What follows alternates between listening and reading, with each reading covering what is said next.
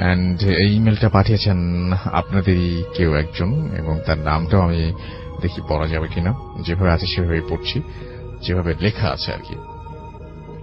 আসসালামু আলাইকুম রাসেল ভাই, ভূত এফএমের সকল শ্রোতাবৃন্দ। যে ঘটনাটি আপনাদেরকে শোনাতে যাচ্ছি সেটা আমার দাদুর কাছ থেকে শোনা। ঘটনায় চলে যাচ্ছি। আমার দাদুর বয়স তখন 12 থেকে 14 বছর ছিল। তখনকার সময় খুব কম মানুষই পড়াশোনা করত। আমার দাদু তেমন পড়াশোনা করেন নাই। আমার দাদুর বাবা কাজ করতেন। তাদের বাড়ি থেকে প্রায় 2-3 মাইল ছিল সেখানে, এবং সেটা খেতে কাজ করতে, এবং সেই ক্ষেতটা ছিল বাড়ি থেকে 2-3 মাইল। আমার দাদু আমার বাবার সাথে কাজে যেতেন। আমার দাদুদের সাথে তাদের বাড়ির আরো বেশ কিছু মানুষও খেতে কাজ করতে যেতেন। আমার দাদুর বাবা যখন খেতে কাজ করতেন তখন দাদু ক্ষেতের আশেপাশে খেলা করতেন। কোনো সময় কখনো কখনো তিনি খেলতে খেলতে অনেক দূরেও চলে যেতেন। তেমনি একদিন আমার দাদুর বাবা কাজ করছিলেন। কাজ করতে করতে কখন যে সন্ধ্যা হয়ে গেল তিনি টেরও পেলেন না। এক পর্যায়ে তিনি খেয়াল করলেন যে তার সাথে কাজ করতে আসা আশেপাশের লোকজনগুলো চলে গিয়েছে। তিনিও আস্তে আস্তে কাজ গুছাতে শুরু করলেন। গুছাতে গুছাতে তিনি তার ছেলেকে ডাকতে লাগলেন, কিন্তু তিনি তাকে আশেপাশে খুঁজে পেলেন না। তিনি এদিক ওদিক খোঁজাখুঁজির পর তাকে একটা বাড়ির উঠানে পেলেন। সেখানে গিয়ে তিনি দেখলেন একজন মহিলা কান্না করছেন। সময় তখন সন্ধ্যা হয়ে গিয়েছে। মহিলাটিকে কান্না করার কারণ তিনি জিজ্ঞেস করলেন এবং জানতে পারলেন যে তার স্বামী মারা গিয়েছে, এবং তখনকার সময় নাকি একটা বাড়ি থেকে আরেকটা বাড়ির দূরত্ব অনেক দূরে ছিল, আর মহিলাটির বাড়ির আশেপাশে কোনো বাড়িও ছিল না। তখন আমার দাদুর বাবা মহিলাটিকে বললেন যে আগুন নিয়ে লাশটার পাশে বসে থাকার জন্য, এবং কোনো অবস্থাতেই যেন লাশটিকে একা ফেলে না যান তিনি। এই বলে আমার দাদুর বাবা এবং আমার দাদু তাদের বাড়ি থেকে চলে আসলেন অন্যান্য লোকদের ডেকে আনার জন্য। আসল ঘটনাটা ঘটল ওনাদের চলে আসার পর। মহিলাটি হ্যারিকেন নিয়ে বসেছিলেন। হঠাৎ তিনি ডিয়ার লিসেনার, আজকের এই ইমেল এপিসোডগুলো অনেক ভয়ঙ্কর হতে যাচ্ছে। আপনারা একের পর এক 3টি ইমেল শুনবেন আজকে। ধৈর্য সহকারে সম্পূর্ণ ইমেলগুলো শুনুন। আজ রাসেল ভাইয়া তিনি নিজেই ঘটনাগুলো বলেছেন। চলুন আমরা দেরি না করে ভিডিওতে একটি লাইক দিয়ে শেষ পর্যন্ত ঘটনাগুলো শুনে আসি। একজন লোকের আওয়াজ শুনতে পেলেন। তিনি জিজ্ঞাসা করলেন কে। লোকটি বলল একজন লোক রাস্তায় যাওয়ার সময় ওনাকে বলেছেন যে এখানে একজন লোক মারা গিয়েছে, তাই তিনি সাহায্য করার জন্য এসেছেন। লোকটি মহিলাকে বললেন উনি যেন অন্য রুমে গিয়ে বসেন। মহিলাটিও অন্য রুমে গিয়ে বসলেন। কিছুক্ষণ পর মারা যাওয়া লোকটির রুমে রাখা ছিল যে রুমে, সেই রুম থেকে হঠাৎ করে অন্যরকম আওয়াজ আসতে শুরু করল। কেমন যেন হাড় ভাঙার মতো একটা আওয়াজ। মহিলাটি ভয় পেয়ে গেলেন। তিনি বেড়ার ফাঁক দিয়ে কি হচ্ছে দেখার জন্য ওই ঘরে গেলেন, দেখার চেষ্টা করলেন। তখন তিনি দেখলেন যে লোকটি সাহায্য করতে এসেছিল তার সারা শরীরে শুধু চোখ। একটি মানুষ, তার সারা শরীরে চোখ। এই দৃশ্যটি দেখে তিনি প্রচন্ড ভয় পেয়ে যান। ভয়ে তিনি বাইরে চলে আসেন এবং চিৎকার করতে শুরু করলেন। আল্লাহর অসীম রহমত, ততক্ষণ আমার দাদুর বাবা আরো কিছু লোক নিয়ে চলে এসেছেন। তারা মহিলাটির আওয়াজ শুনে এক প্রকার দৌড়ে তাড়াতাড়ি মহিলাটির কাছে এসে জিজ্ঞাসা করলেন কি হয়েছে। তখন মহিলাটি বললেন তিনি যাওয়ার পর একজন লোক এসেছিল তার কাছে, এবং পুরো ঘটনাটি তিনি বললেন, এবং তিনি বললেন যে কি কি ঘটেছিল। যাই হোক, এবং তিনি সেই ঘটনাটি বলার পরে তিনি বলেন সবাই সে তাকে খুঁজতে গেল এবং গিয়ে দেখল যে ওইখানে কেউ নেই। লাশটি অর্ধেক নেই, মাথা বুক পর্যন্ত আছে। এই দৃশ্যটি দেখে সবাই ভয় পেয়ে যান এবং এরপর সিদ্ধান্ত হলো যে লাশটিকে এখনই কবর দেওয়া হবে। এই ছিল ঘটনা। ভালো লাগলে পড়ে শোনাবেন, এটাই তিনি লিখেছেন। Thank you very much. আপনার ঘটনার জন্য আপনাকে অসংখ্য ধন্যবাদ। এবং এই মুহূর্তে আমি আপনাদের নিয়ে যাচ্ছি আরো একটি ঘটনা। এটা একটা আপনাদেরই পাঠানো ঘটনা, এবং সেই ঘটনাটি আমি একটু পড়ে শোনাবো আপনাদেরকে। তো আমি সরাসরি ঘটনায় চলে যাচ্ছি। ঘটনা যেভাবে লিখেছেন ঠিক সেভাবেই পড়ছি। আসসালামু আলাইকুম রাসেল ভাই, কেমন আছেন জিজ্ঞেস করব না, জানি আপনি ভালোর দলে। আমি ভূত এফএমের একজন নিয়মিত শ্রোতা। আমার কাছে অনেকগুলো ঘটনা আছে যা অনেক দিন যাবৎ ভূত এফএমে পাঠাবো ভাবছি, কিন্তু সময়ের অভাবে সম্ভব হয়ে উঠছিল না। কিন্তু আমার বন্ধুর উৎসাহ এবং অনুপ্রেরণায় লিখে পাঠালাম, ঘটনাগুলো পড়ে শোনাবেন। ঘটনাটি বরিশালের বরগুনা জেলার সঙ্গত কারণে আমি এলাকা এবং এলাকার নাম উল্লেখ করছি না। এটা 1990 সালের দিকের ঘটনা, যখন কিনা আমি পৃথিবীর আলো দেখতে পাইনি। কিন্তু পরবর্তীতে আমি আমার কাজিনের কাছে শুনি ঘটনাটি ঘটেছিল আমার মায়ের সাথে, আমার বাবার প্রথম স্ত্রী, যিনি বিয়ের 40 দিন পর মারা যান। তবে তার মৃত্যু হয়েছিল খুবই অস্বাভাবিকভাবে। বলে রাখা ভালো রাসেল ভাই, তার উপর জিনের আসর ছিল। বিয়ের আগের দিন তিনি 10টা মেয়ের মতো স্বাভাবিক ছিলেন, কিন্তু বিয়ের পর থেকেই তিনি অদ্ভুত আচরণ শুরু করেন। যেমন মাঝে মাঝে তিনি অন্য একটা কণ্ঠে কথা বলতেন, এমনকি নারিকেল গাছ সহ বিভিন্ন আকারের গাছের উপরে উঠে তিনি যে কোনো সময় বসে থাকতেন, যে স্বাভাবিক না। এবং এত বড় উঁচু গাছে এমনিতেই কারো ওঠাও সম্ভব না। এমনিভাবে কিছুদিন চলার পর হঠাৎ একদিন গোসল করতে যান তিনি, এবং তার রুমে ঢুকে দরজা জানালা সব বন্ধ করে দেন। তিনি দেখেন যে দাদা দাদি সহ পরিবারের সবাই মনে করেছেন হয়তো বা তিনি কাপড় চেঞ্জ করার জন্য বা গোসল করতে ভেতরে ঢুকেছেন। এভাবে কয়েক ঘন্টা পার হওয়ার পরেও উনি বের হন না, এবং যখন বের হচ্ছে না তখন তাকে অনেক ডাকার পরেও এবং কোনো শব্দও আসছে না, তখন তারা সবাই দরজা ভেঙে ভেতরে ঢুকে দেখলেন যে আমার সেই মা, অর্থাৎ আমার বাবার প্রথম স্ত্রী, তিনি গামছা পেঁচিয়ে দুই দিকে দুই হাত দিয়ে শক্ত করে দাঁড়িয়ে আছেন। দেখে মনে হচ্ছে আমার চাচি দৌড়ে গিয়ে তার গলা থেকে গামছাটা খোলার চেষ্টা করলেন। আচ্ছা, এবং তাকে দেখে মনে হচ্ছিল তিনি নিজের গলায় একটা গামছা পেঁচিয়ে ধরে গামছার দুই দিকে দুই হাতটা দিয়ে শক্ত করে ধরে দাঁড়িয়ে আছেন। এবং আমার চাচি সেটা খুলে ফেলেন, এবং খুলে ফেলার পর তার হাত সাথে মাটিতে পড়ে গেল, এবং সাথে সাথে ডাক্তার ডাকা হলো। যেহেতু শ্বাস প্রশ্বাস বন্ধ ছিল, তাই ডাক্তার বললেন যে উনি মারা গেছেন।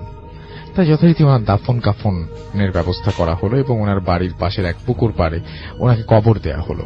উনি মারা যাবার 3 দিন পরে ওনার ভাই, অর্থাৎ আমার মামা, আমার দাদাকে এসে বলছেন যে আমার বোন মারা যায় নাই, ও প্রতিদিন আমার সাথে আমাদের বাড়ির তাল গাছ তলায় দেখা করে, আর আমাকে বিভিন্ন রকমের ফ্রুটস খেতে দেয়। এই কথা শুনে আমার দাদা ওই এলাকার একজন কবিরাজের সাথে পুরো ঘটনাটা খুলে বলেন, এবং ওই কবিরাজ জিন বশ করতে পারতেন, এবং তিনি জিন দ্বারা ঘটিত সমস্যার সমাধানও করতে পারতেন।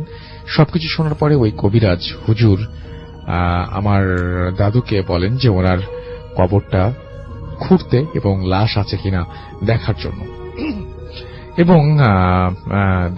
এবং তার কথা মতো কবর খোঁড়া হলো। কিন্তু এই আশ্চর্যের বিষয়, কবরের ভেতরে বাঁশ, চাটাই, এক কথায় সবই ছিল, শুধু সেই লাশটি নেই, অর্থাৎ আমার মায়ের মরদেহটি নেই। এটা দেখার পর ওই কবিরাজ দাদাকে বললেন যে উনি মারা যায়, আচ্ছা উনি ঠিক মানে ওনাকে জিনরা উঠিয়ে নিয়ে গেছে, এবং যদি কিনা ওনার মানে এবং ওনার কিছু প্রসেস বললেন, এবং সেই প্রসেসে বললেন যে যদি মানে কেউ একজন মানে ওনার জানাজার নামাজ যদি ঠিক মতন হতো, বা জানাজার নামাজ যদি ওনার বাবা উপস্থিত থাকতেন, তাহলে হয়তো জিনরা এটা করতে পারতেন না, এরকম একটা ব্যাপার বলেন। এবং আশ্চর্যের বিষয় হচ্ছে যে আমার মা এখন তার পরিবারের সবার সাথে, বিশেষ করে তার ভাইয়ের সাথে প্রায়ই বিভিন্ন সময় দেখা করতে আসেন, এবং এভাবে দেখা দিয়ে যান, এবং সবাই তারা মনে করেন যে তিনি হয়তো মারা যান নাই। এরকম একটা ব্যাপার, খুবই অদ্ভুত একটা ঘটনা। এবং আমি চেয়েছিলাম, শিহাব লিখেছেন এই ঘটনাটি, শিহাব যদি সম্ভব হয় আমি কোনো একটা দিন শিহাব আপনাকে নেক্সট উইকেও এটা হতে পারে হয়তো ফোন দিব, এবং ফোনে আপনি ব্যাপারটা আরো মানে বিস্তারিত হয়ে বুঝিয়ে বলতে পারবেন। আমার কাছে মনে হয়েছে ঘটনাটি খুবই অন্যরকম, যে একজন মানুষ মারা যাবার পরেও তিনি বিভিন্ন জনের সাথে দেখা দিয়ে যান, এবং সবাই মনে করেন যে তিনি মনে হয় বেঁচেই আছেন। এটা খুবই অদ্ভুত একটা ব্যাপার। তো যাই হোক, আশা করছি এই ঘটনাটি আপনাদের ভালো লেগেছে। আমি চলে যাবো একটা ইমেইলে, এবং ইমেইলের পরে আবার আপনাদের কাছে ফিরে আসবো। চলে যাচ্ছি আমাদের কাছে পাঠাটা ইমেইলে, এবং আমি এই ইমেইলটা পড়ার পরে একটা ইমেইল করেছিলাম, মানে একটা রিপ্লাই লিখেছিলাম। সেখানে জানতে চেয়েছিলাম যে ঘটনাটা আরো একবার মেক শিওর করতে, যেটা সত্যি। আমার কাছে মানে কিছু জিনিস আছে বিশ্বাস করতে খুব কষ্ট হয়। সো আমি পড়ছি যেভাবে তিনি লিখেছেন সেভাবেই। আসসালামু আলাইকুম রাসেল ভাইয়া, আমি জানি আপনি ভালো আছেন এবং সব সময় ভালোর দলে, তাই আর জিজ্ঞেস করলাম না কেমন আছেন। আমার নাম কুমু। আমি এর আগেও আপনাদের সাথে একটি ঘটনা শেয়ার করেছি, সেটি ছিল আমার নিজের সঙ্গে ঘটে যাওয়া। তবে আজ যে ঘটনাটা শেয়ার করতে যাচ্ছি সেটা আমার এক ফ্রেন্ডের মামার সাথে ঘটে যাওয়া ঘটনা। ভালো লাগলে পড়ে শোনাবেন। 8 জানুয়ারি 2004। আমার ফ্রেন্ড তখন অনেক ছোট। দিনটা ছিল আমার ফ্রেন্ড শুক্তারার জন্মদিন। সেদিন ওদের বাড়িতে অনেক আত্মীয় স্বজন এসেছিল। শুক্তারার মামাও সেদিন এসেছিলেন। মামা তখন অনার্স 3rd ইয়ারের ছাত্র। সন্ধ্যা থেকে ওরা অনেক মজা করে, কিন্তু বাড়ি ফেরার সময় অনেক রাত হয়ে যায়। তাছাড়া তখন প্রচন্ড শীত, কাজেই শুক্তারা আম্মু তার মামাকে সেই রাতটা তাদের বাড়িতেই থেকে যেতে বলেন। মামা রাজি হয়ে যান। তাকে থাকার জন্য একটা তালাবদ্ধ রুম দেয়া হয়। রাতে খাওয়া দাওয়া শেষ করে মামা লাইট অফ করে ঘুমানোর চেষ্টা করেন, কিন্তু নতুন জায়গা বিধায় স্বাভাবিকভাবে তার ঘুম আসছিল না। সবাই তখন ঘুমিয়ে পড়েছে, চারিদিকে নিস্তব্ধতা। এর মাঝে হঠাৎ করে একটা হাসির শব্দ। তিনি প্রথমে ভেবেছিলেন তার মনের ভুল, কিন্তু একটু পরে আবার সেই হাসির শব্দ, একটা মেয়ে কণ্ঠের হাসি। মনে হলো শব্দটা আসছে পাশের ড্রয়িং রুম থেকে। এবার মামা একটু ভয় পেয়ে যান। তিনি ঠিক করেন লাইট অন করে ঘুমাবেন, কাজেই তিনি বিছানা ছেড়ে উঠে লাইট অন করে দেন। লাইট অন করে তিনি যা দেখেন তা সত্যি অবিশ্বাস্য। তিনি দেখলেন সুইচ বোর্ডের পাশে একটা অল্প বয়সী মেয়ের ছবি টাঙানো, অথচ তিনি লাইট অফ করার সময়ও ছবিটা সেখানে ছিল না। অবাক করা বিষয়, ঘরের আরো কিছু বৈশিষ্ট্য বদলে গেছে। পড়ার টেবিলে রাখা বইগুলো এলোমেলো হয়ে আছে, খাতাটা খোলা, এবং তার উপর একটা কলম, যেন এক্ষুনি পড়তে পড়তে কেউ উঠে গেছে। ঘরের আলনাতে রাখা মেয়েদের কাপড় যা একটু আগে পর্যন্ত ছিল না। এরপর তিনি ঘরের দরজার দিকে তাকিয়ে দেখতে পান ড্রয়িং রুমে আলো জ্বলছে। একটু স্বস্তি পান এই ভেবে যে বাড়ির কেউ ঘুম থেকে উঠে পড়ছে। এক প্রকার দৌড়ে তিনি ড্রয়িং রুমের দিকে এগিয়ে যান, কিন্তু এবার তিনি যা দেখলেন তা অবিশ্বাস্য। তিনি দেখলেন ড্রয়িং রুমটা অন্যরকম দেখাচ্ছে। সেখানে সোফায় বসে আছেন বেশ কয়েকজন, তার মধ্যে শুক্তারার বাবাও ছিলেন, তবে তাকে দেখতে বেশ অন্যরকম লাগছিল। সেখানে শুক্তারা আর ওর মা ছাড়া ওদের পরিবারের প্রত্যেকে ছিল, আর ছিল অচেনা একটি মেয়ে যার ছবি সে একটু আগে দেখে এসেছে। সবাই নিজেদের মধ্যে কথা বলছে, হাসাহাসি করছে। তারা কেউ যেন ওনাকে দেখতেই পাচ্ছে না। মামা স্তব্ধ হয়ে দাঁড়িয়ে রইলেন। তার সামনে এতগুলো পরিচিত মানুষ, অথচ তিনি কাউকে ডাকতে পারছেন না। হঠাৎ করে অচেনা মেয়েটি উঠে পড়ল এবং তার পাশ দিয়ে ঘরে ঢুকে পড়ার টেবিলের সামনে গিয়ে দাঁড়ালো। তাকে দেখতেও পেল না। কিন্তু এবার যখন মেয়েটি পেছনে ফিরল, মামার মনে হচ্ছিল মেয়েটি তাকে দেখতে পেয়েছে। তারপরই মেয়েটি দৌড় দিয়ে ঘর থেকে বের হয়ে গেল। মামা আর নিতে পারলেন না। তার মনে হলো তার মাথাটা ঘুরছে। এরপর আর কিছু মনে নেই। সকালবেলা মামা স্বাভাবিকভাবে ঘুম থেকে উঠলেন। তিনি ভেবেছিলেন হয়তো সবটা স্বপ্ন, কিন্তু শুক্তারার বাবা মা এসে বললেন ভোরবেলা তারা তাকে দরজার কাছ থেকে মেঝেতে পড়ে থাকতে দেখেন। তখন তিনি সব ঘটনা খুলে বলেন। শুক্তারার মা প্রথমে কিছু বুঝতে না পারলেও শুক্তারার বাবা কি ভেবে উঠে পড়েন এবং একটু পর একটা ছবি নিয়ে হাজির হন। মামা ছবিটি চিনতে পারেন। এটি সেই ছবি যেটা তিনি কাল রাতে সুইচ বোর্ডের পাশে টাঙানো দেখেছিলেন। শুক্তারার বাবা বলেন এটা তার ছোট বোনের ছবি, সেদিন থেকে প্রায় 6 বছর আগে সে মারা গেছে। মামা অবাক হয়ে যান। তিনি অবশ্য জানতেন না যে এই বাড়িতে ছোট মেয়েটি মারা গেছে, তবে সেটা তার বোনের বিয়ের আগে। তিনি জানতেন যে বাড়িতে ছোট মেয়েটি মারা গেছে, তবে সেটা তার বোনের বিয়ের আগে। কাজেই সে মেয়েটি সম্পর্কে তিনি বিশেষ কিছুই জানতেন না। শুক্তারার বাবা আরো বলেন তার ছোট বোন অন্য সাধারণ মেয়েদের থেকে আলাদা ছিল। সে অতীতের বিভিন্ন ঘটনা বলে দিতে পারত এবং যেটা সে কখনোই জানত না। আবার সে ভবিষ্যতে নানা ঘটনাও বলে দিত যা পরবর্তীতে সত্যি হয়ে যেত। এরকমই একদিন সে বলেছিল তার ঘরের দরজা থেকে একটা নীল রঙের টি শার্ট পরা মানুষ দাঁড়িয়ে আছে। সে দৌড়ে সেখান থেকে বের হয়ে আসে। উল্লেখ্য, মামা সেদিন নীল রঙের একটা টি শার্ট পরেছিল। শুক্তারার বাবা বিষয়টি ভুলেই গিয়েছিলেন। আজ মামার কথা শুনে তার সব মনে পড়ে যায়। তার ছোট বোন কিভাবে মারা গিয়েছিল তা তারা আজও জানে না। তারা পুলিশকে জানিয়ে পোস্টমর্টম করতে চেয়েছিল, কিন্তু তাদের মা এতে কোনোভাবে রাজি হননি।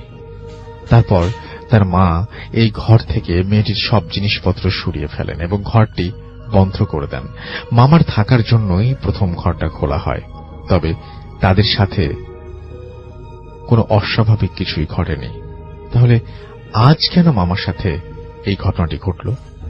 আর এত বছর আগের একটি ঘটনার সাথে এর সম্পর্ক কি? আর সেই মেয়েটি কে এসেছিল, কে ছিল? সে কিভাবে সবকিছু দেখতে পেত? তবে কি মামার সাথে তার দেখা হয়েছিল অন্য কোনো পৃথিবীতে? কিছু প্রশ্ন থেকেই যায়। কিসমত আরা কুমু লিখেছেন রাজশাহী থেকে। আমরা পড়ে শোনালাম আপনার ঘটনাটা। Thank you very much. তো আমি সেরকমই একটি ঘটনা পড়ে শোনাচ্ছি আপনাদেরকে। আশা করছি আপনাদের ভালো লাগবে। যেভাবে লেখা আছে সেভাবেই পড়ছি। প্রিয় রাসেল ভাই, আমার সালাম নিবেন। আমি নিয়মিত ভূত এফএম শুনে থাকি। যেহেতু স্টুডিওতে এসে শেয়ার করা সম্ভব না, তাই আমার ব্যক্তিগত জীবনে ঘটে যাওয়া একটি ঘটনা আপনার মাধ্যমে ভূত এফএম এর শ্রোতাদেরকে জানাতে চাই। আমি ঘটনাটা শুরু করছি। ঘটনাটি ঘটে 2002 সালের দিকে। তখন আমি ইসলামী বিশ্ববিদ্যালয়ে কুষ্টিয়ার ছাত্র। আমাদের ডিপার্টমেন্ট থেকে কুমিল্লায় শিক্ষা সফরে যাওয়ার সিদ্ধান্ত হয়। তখন ছিল ডিসেম্বর মাস, কনকনে শীত পড়েছিল। যেহেতু কুষ্টিয়া থেকে গাড়ি রাতে ছেড়ে মাগুরার ওপর দিয়ে ঢাকায় যাবে, তাই আমার গ্রামের বাড়ি মাগুরাতে চলে আসি। বন্ধুদের সাথে সেইভাবেই কথা হয় যে রাত আনুমানিক 10টা নাগাদ মাগুরার ঢাকা স্ট্যান্ডের কোন একটি হোটেলে গাড়ি দাঁড়াবে। আমি ওখান থেকেই ওদের সাথে গাড়িতে উঠব। ওরাও রাতের খাবার দাবার ওই হোটেলে সেরে নেবে। আমাদের গ্রামের বাড়ি মাগুরা জেলার শ্রীপুর থানার টুপিপাড়া নামক একটি গ্রামে, যা শহর থেকে 12 কিলোমিটার দূরে। যাতায়াত ব্যবস্থা ভালো। পাকা রাস্তায় নিয়মিত টেম্পু ও বাস চলাচল করে। রাত 10টা থেকে 11টা পর্যন্ত শ্রীপুর থেকে মাগুরা যাওয়া তেমন কোনো বিষয়ই নয়। সর্বোচ্চ 1 ঘন্টা লাগে। তাই আমি বাড়ি থেকে রাতের খাওয়া দাওয়া সেরে বাবা মায়ের কাছ থেকে বিদায় নিয়ে রাত 8টা নাগাদ বাড়ি থেকে বের হই। আমাদের বাড়ি থেকে শ্রীপুর বাজার 1 কিলোমিটার। ওই পর্যন্ত ভ্যান বা হেঁটে যেতে হয়। তারপর শ্রীপুর থেকে টেম্পুতে মাগুরা। আমি খুব নিশ্চিন্ত মনে বাড়ি থেকে বের হলাম। একই শীতের রাত, তার উপরে ভরা পূর্ণিমা, চাঁদের আলো আর হিম হিম পরিবেশের ভেতর দিয়ে আমি চিরচেনা গ্রামের পথে হেঁটে চললাম। কোনো ভ্যান পাইনি। হাঁটতে হাঁটতে গ্রামের ঈদগাহ পর্যন্ত চলে এলাম।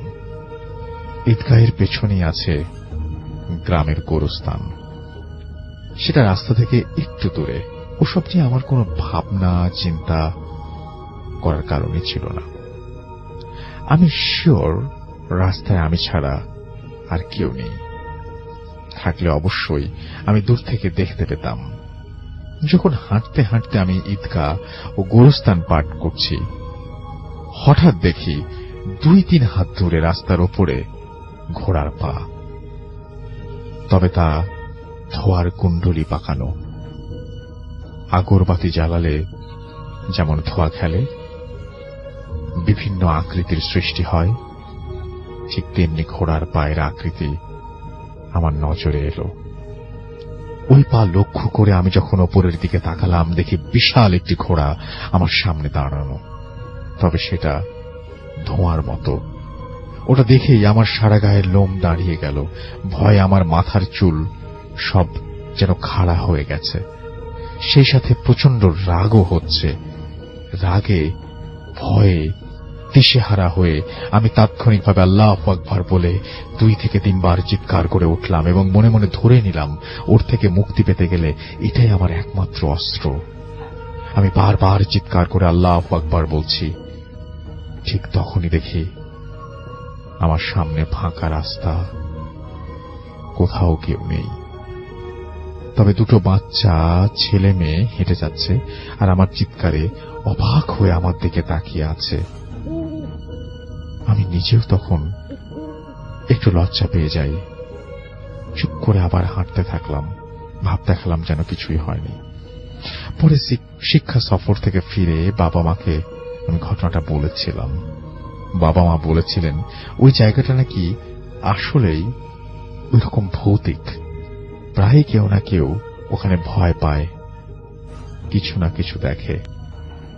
এটাই ছিল আমার ঘটনা। ভালো লাগলে পড়ে শোনাবেন। তো এই যে রাস্তার যে ধোয়ার কুণ্ডলি পাকানো ঘোড়া, এটা আমি জানি না আপনারা আর কেউ দেখেছেন কিনা। এই ধোয়ার কুণ্ডলি পাকানো ঘোড়া রাস্তা থেকে উঠে আমাদের ড্রয়িং রুমেও আসতে পারে, আমাদের বেডরুমেও আসতে পারে। এটা নিছক আমাদের মাথার ভেতরে তৈরি একটা ইমেজ হতে পারে, আবার এটা একদম সজ্ঞানে আপনি উপলব্ধিও করতে পারেন। ব্যাপারটা হচ্ছে যে আমরা যখন কোনো কিছু নিয়ে ভাবি, যখন কোনো কিছু নিয়ে খুব বেশি কানেক্টেড হয়ে যায় সেটার সাথে, তখন আমার মনে হয় যে আমরা একটা ইউনিভার্সে আছি, আর একটা ইউনিভার্সে আমরা কিভাবে যাব বা সেই ইউনিভার্সে যাওয়ার রাস্তাটা কি, এইটা কি সবসময় আমরা জানি? মানে আমরা কি একটা জায়গা থেকে, একটা পৃথিবী থেকে আরেকটা পৃথিবীতে যেতে পারি না? যেতে পারি হয়তো।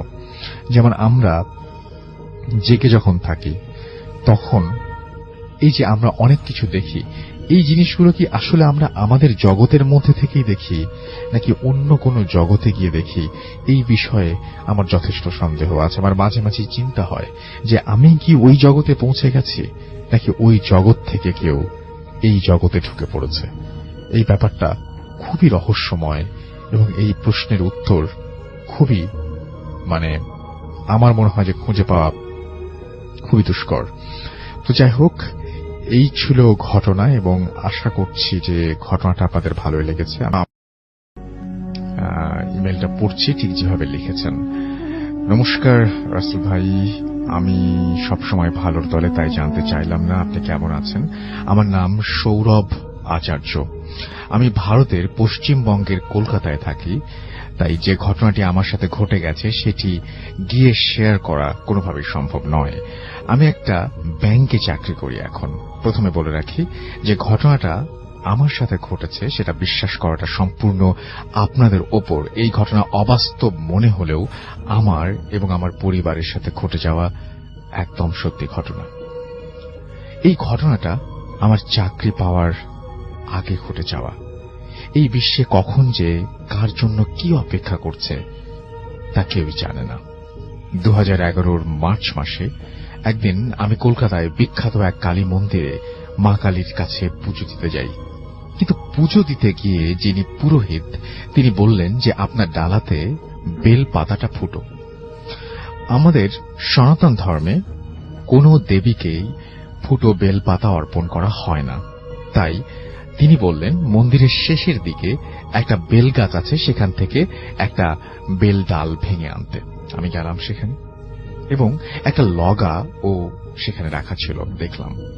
কিন্তু বেশ সন্ধ্যা হয়ে আসার কারণে ভালো করে কিছু দেখতে পাচ্ছিলাম না, তাই অজান্তেই একটা ডাল ভেঙে ফেললাম ওই লগা দিয়ে। আসল বিপদ ভেঙে পড়ল ওই মুহূর্ত থেকে। আমি ভাবতেও পারলাম না কি হতে চলেছে আমার সাথে। বেল ডালটা যখন পড়ল নিচে আমি সেটা কুড়িয়ে নিলাম এবং সেটা একটু আলোতে এসে দেখলাম তাতে একটা কুচকুচে কালো রঙের তাবিজ বাঁধা।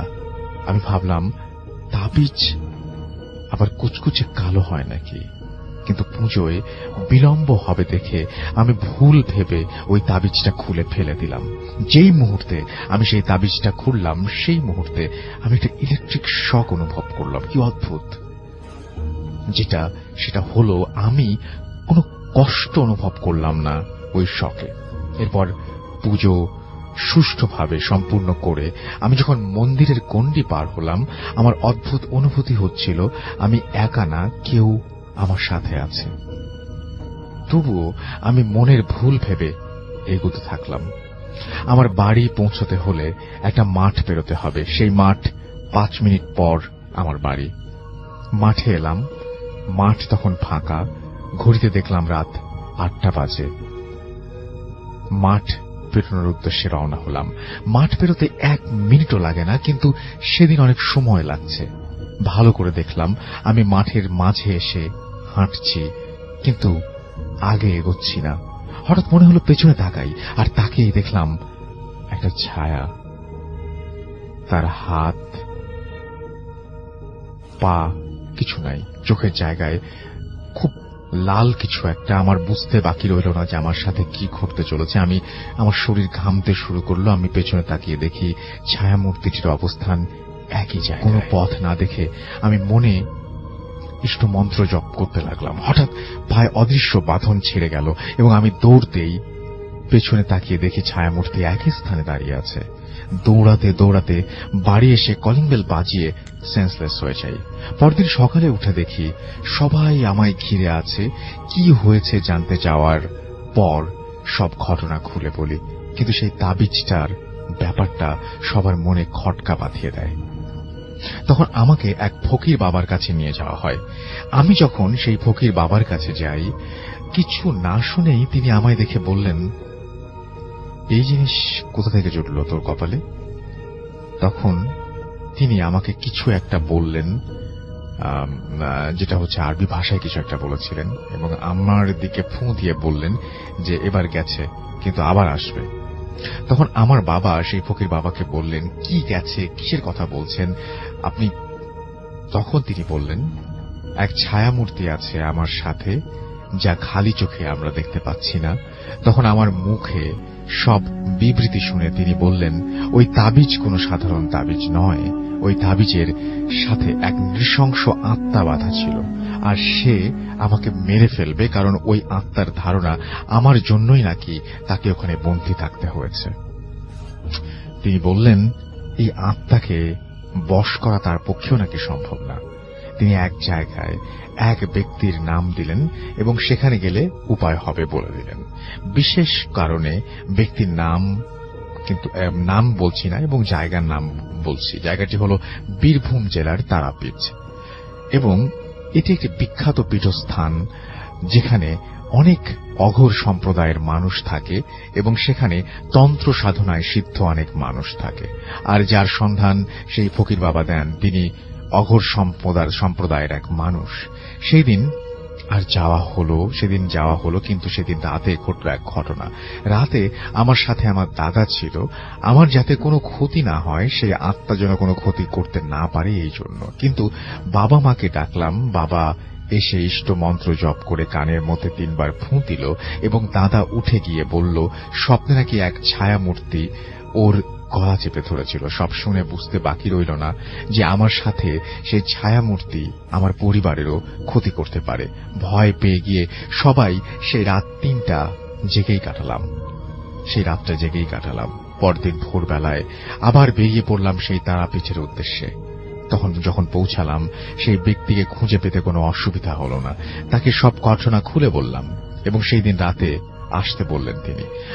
আমরা রাতে গেলাম সেখানে। তারপর তিনি আমায় এক লাল সিঁদুরে আঁকা গণ্ডিতে বসতে বললেন। দীর্ঘ 1 ঘন্টা কিছু কার্যকলাপ করার পর হঠাৎ বুঝলাম চারিদিকে একটা নিস্তব্ধতায় ছেয়ে গেছে এবং কিছুক্ষণ পর জোরে জোরে বাতাস বইতে শুরু করল। হঠাৎ সবাই দেখলাম সব থেমে গেল এবং আরেকটা ছায়ামূর্তি সেই ব্যক্তির পাশে আঁকা অন্য এক গণ্ডিতে এসে স্থির হল এবং তার সেই লাল চোখ যেন আজ আরো ভয়াবহ, যেন আগুন জ্বলছে সেই চোখে এবং তীব্র এক প্রতিহিংসা আমার ওপর। সেই সাধু তাকে মন্ত্র বলে একটা কাচের শিশিতে বন্দী করে বললেন, এই আত্মা এখন বন্দী, এ আর কারো ক্ষতি করতে পারবে না। সেই কাচের শিশিটা সেই সাধু কি করলেন জানি না, ঈশ্বরের আশীর্বাদে আমি ভালো আছি। এই ছিল আমার ঘটনা, আমার সাথে ঘটে যাওয়া ঘটনা এবং আমার পরিবারের আমার প্রত্যক্ষ করা এক ভয়ানক ঘটনা। ভালো থাকবেন, আর যদি এই ঘটনা ভালো লাগে পড়ে শোনাবেন, খুব ভালো লাগবে। আপনাকে অনেক ধন্যবাদ আপনার ঘটনার জন্য। আমরা পরবর্তী ঘটনা যাব এবং এটা একটা ইমেইল, আমরা ইমেইলটা পড়তে চাই। আশা করছি আপনাদের এটা সবার আশা করছি ভালো লাগবে। ইমেইলটা আমাদের একজন লিসনার আমাদেরকে পাঠিয়েছেন, যেভাবে লিখেছেন সেভাবে পড়ছি। হ্যালো রাসেল ভাইয়া, আশা করি ভালো আছেন। আমার নাম সাজিদ হাসান শাফিন।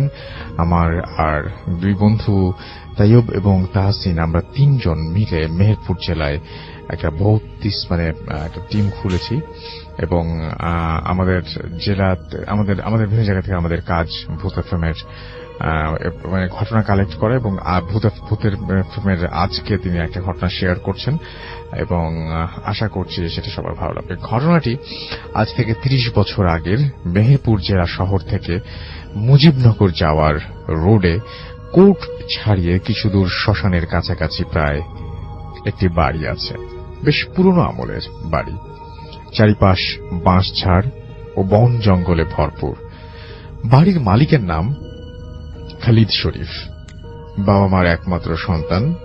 ছোটবেলা থেকেই সে প্যারানরমাল বিষয়ের সাথে অভ্যস্ত, যেমন ছাদে কারো হাঁটার শব্দ কিংবা মধ্যরাতে তার নাম ধরে ডাকার শব্দ, খালিদ ও খালিদ। বড় হয়ে সে এগুলোকে পাত্তা দিত না, কিন্তু তার লাইফের সবচেয়ে ভয়ঙ্কর ঘটনা ঘটে যখন তার বয়স 25 বছর পূর্ণ হতে যাবে তখন। তো ওই সময়ে রোজার ঈদ বেশ হাসি খুশিতেই বাড়ি আসে, কারণ ঈদের পরের দিনই তার 25তম জন্মদিন ছিল। সে ভেবেছিল এটাতে একটু সেলিব্রেট করা যায় কিনা, কিন্তু ঘটনা ঘটতে থাকে ঈদের দিন রাত থেকেই। ঈদের দিন সারা বিকেল বন্ধুদের সাথে ঘোরাঘুরি করে সন্ধ্যার একটু পর বাড়ির পথে রওনা দিল। বাড়ি থেকে 50 মিটার দূরে শ্মশানের শেষ মাথায় আসতেই সে শুনতে পায় কে যেন তার নাম ধরে ডাকছে। সে পেছন ফিরে কাউকেই খুঁজে পায় না। বিষয়টা তার কাছে ভৌতিক মনে হওয়ায় সে দ্রুত বাড়ি ফিরতে থাকে।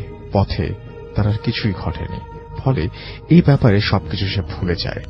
রাতে ভাত খেয়ে খালিদ ঘুমোতে চলে যায় আর ভাবতে থাকে, কাল বাদে পরশুদিন তো বার্থডে, কি করা যায়। এই ভাবতে ভাবতে সে 12টা নাগাদ ঘুমিয়ে পড়ে। রাত প্রায় 1:45 তার ঘুম ভাঙলে সে যেটা দেখে তা দেখার জন্য সে প্রস্তুত ছিল। আর দেখতে পায় খাট থেকে কমপক্ষে 2 ফুট উচ্চতায় ভাসছে সে নিজে এবং ঘরের কোনায় একটা ব্ল্যাক শ্যাডো দাঁড়িয়ে আছে। এতে একটু একটু করে বেশ ভয় পেয়ে যায় সে দ্রুত দোয়াদরুদ পড়তে থাকে। একটু পরে ব্ল্যাক শ্যাডোটা তার কাছে আসতে থাকে এবং খাটের একেবারে কোনায় এসে দাঁড়ায়। ব্ল্যাক শ্যাডোটা দিকে তাকিয়ে বিচ্ছিরি ভাবে হাসে এবং হঠাৎ করে সেটি হারিয়ে যায়। ব্ল্যাক শ্যাডোটা হারিয়ে যাওয়ার সাথে একদম প্রায় সাথে সাথেই সে খাটের উপরে ধপাস করে পড়ে যায়। খাটের উপর থেকে পড়ে গিয়ে সে সেন্সলেস হয়ে যায়। ভোরে ফজরের আজানের সময় তার সেন্স আসে এবং সেন্স ফিরে সে নিজেকে শ্মশানে আবিষ্কার করে। সে নিজেকে কোনো মতে সামলিয়ে নিয়ে বাড়ি ফিরে ঘটনাটি সে কাউকে জানায়নি। সে একজন ভালো কবিরাজকে চিনত। কবিরাজের কাছে গেলেন।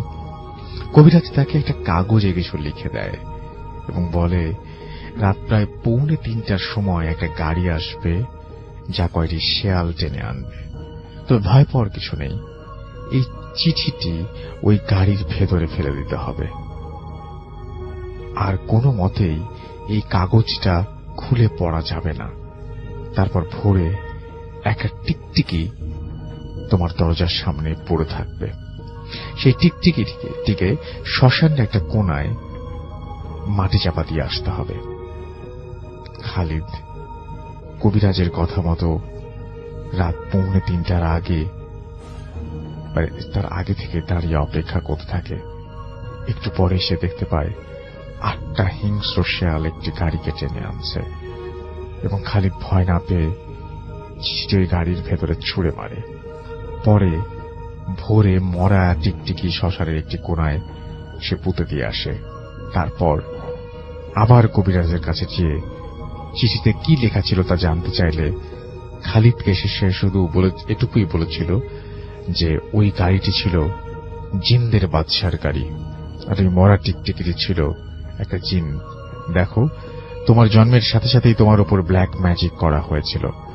ব্ল্যাক ম্যাজিকের মাধ্যমে সে একটা জিনকে দায়িত্ব দেওয়া হয়েছিল তোমার 25তম বার্থডেতে তোমাকে মেরে ফেলার জন্য, কিন্তু আমি তোমাকে এই যাত্রায় বাঁচিয়ে দিলাম। তোমার কোন নিকট আত্মীয়ই সম্পত্তির লোভে এই কাজটি করেছে। আমি তার নাম বলবো না। এরপর থেকে খালিদের আর কোনো প্রবলেম হয়নি, কিন্তু আজ পর্যন্ত মনে প্রশ্ন থেকে যায়, কবিরাজজি ওই চিঠিতে কি লিখেছিলেন, আর কেই বা তার উপরে ব্ল্যাক ম্যাজিক করেছিল? এসব প্রশ্নের উত্তর আজও অধরা। এই ছিল ঘটনা, এবং এই ঘটনাটি আপনি আপনাদের ইমেইল করা এবং সেটা আপনারাই পাঠিয়েছেন, সেরকমই একটা ঘটনা আমি এই মুহূর্তে যাচ্ছি। লিখেছেন, আমি পদ্ম, বর্তমানে ঢাকা বিশ্ববিদ্যালয়ে পড়ছি। একটা সময় ভূত এফএম নিয়মিত শুনতাম। একটা ব্যক্তিগত কারণে এখন আর শোনা হয় না, তবে ভূত এফএম এর ফ্যান আছি এখনো। বেশ কয়েকটি ঘটনা শেয়ার করতে চাই। কিছু ঘটনা আমার সাথে ঘটেছে, কিছু ঘটেছে আমার খুব কাছের মানুষের সাথে। এর কোনো একটি ঘটনা ভালো লাগলে লিসনারদের সাথে শেয়ার করবেন।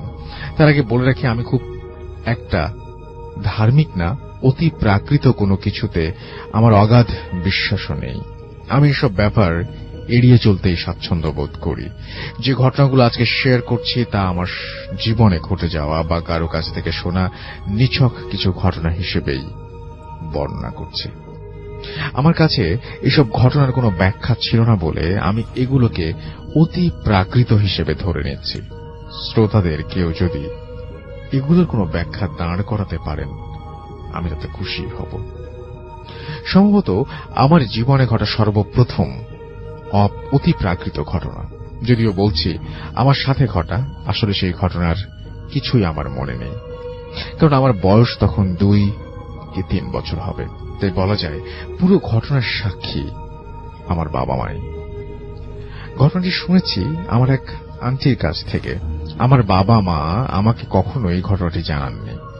এর পেছনে দুটো কারণ থাকতে পারে। তারা উভয়ই যথেষ্ট বাস্তববাদী ও বিজ্ঞান মনস্ক মানুষ, তাই তারা আজও বিশ্বাস করেন ঘটনাটি স্বাভাবিক কোনো ঘটনাই ছিল। হয়তো তারা এর ব্যাখ্যা জানতেন না। ঘটনাগুলো শুনলে আমার শিশু মনে নেতিবাচক প্রভাব পড়তে পারে। মূল ঘটনায় আসি। আমার বাবা সরকারি কর্মকর্তা হওয়ায় প্রায়ই আমার বাবা মাকে এক শহর ছেড়ে অন্য শহরে গিয়ে থাকতে হতো। ওই সময়টায় তারা ছিলেন ময়মনসিং শহরটা ছিল তাদের কাছে নতুন। এর আগে তারা কখনো সেখানে যাননি, কিংবা তাদের পূর্ব পরিচিত কেউ সেখানে থাকতেনও না। আমি শুনেছি ময়মনসিং এ সে সময় পাকা দালানের সংখ্যা যেমন কম ছিল, তেমনি ধান ক্ষেত আর গাছপালা ছিল প্রচুর।